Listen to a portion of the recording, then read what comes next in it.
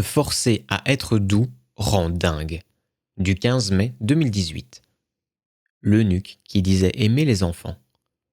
Vouloir se couper les couilles dans le but de n'être point dangereux est énantiodromique, car cela majore la frustration-souffrance de n'être point entier qui remonte à l'enfance.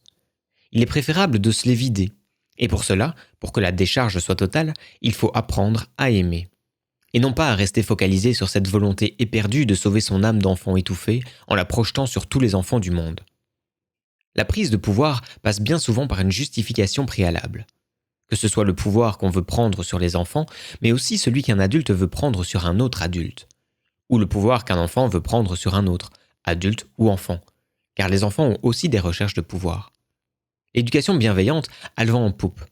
Aussi, combien d'adultes vont valider les textes centrés sur ce sujet, ou même les écrire, tout en poursuivant sans relâche leur quête de pouvoir, d'approbation. Et dans notre société, le symbole du pouvoir, c'est l'argent. Faire passer les enfants avant tout, dans le discours, c'est tellement valorisant.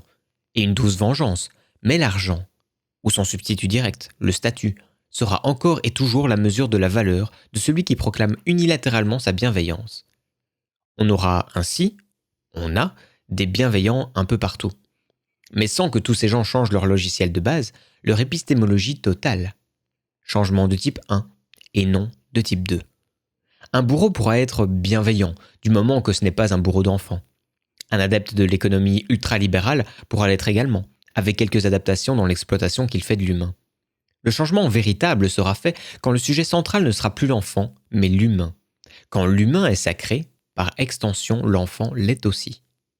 La complexité des besoins humains à reconnaître comprend nécessairement aussi ceux de l'enfant.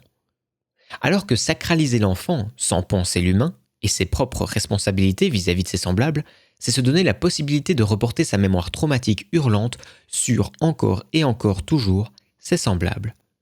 En exigeant d'eux soumission, adoration, approbation, pouvoir, argent. Sacraliser l'humain, c'est dépasser les guerres homme-femme ou enfant-adulte. Trop se centrer sur l'enfant, c'est montrer qu'on n'en a pas fini avec ce qui bout en soi derrière le mur du réprimé et qu'on externalise sa douleur en poursuivant des guerres, cherchant des boucs émissaires. Même si ceux-là sont plus proches de la réalité du refoulé, car il s'agit de parents. Trop se centrer sur l'enfant, c'est se perdre dans une guerre de compensation, en étant bien trop souvent mené par les besoins inconscients d'approbation et de pouvoir. Approbation en lieu et place de l'amour qu'on a perdu ou jamais eu et qu'on a su retrouver. Et de pouvoir, argent et encore argent. Trop se centrer sur l'enfant, c'est en venir à vouloir castrer l'univers, castrer les hommes et se castrer soi-même si l'on est un homme, dans le but unique de vouloir non pas sauver les enfants, mais l'enfant rejeté, battu, négligé en soi. Inévitablement, cette quête est pleine de rage. Se forcer à être doux rend dingue. Vouloir se couper les couilles dans le but de n'être point dangereux est énantiodromique, car cela majore la frustration-souffrance de n'être point entier qui remonte à l'enfance. Il est préférable de se les vider, et pour cela, pour que la décharge soit totale, il faut apprendre à aimer.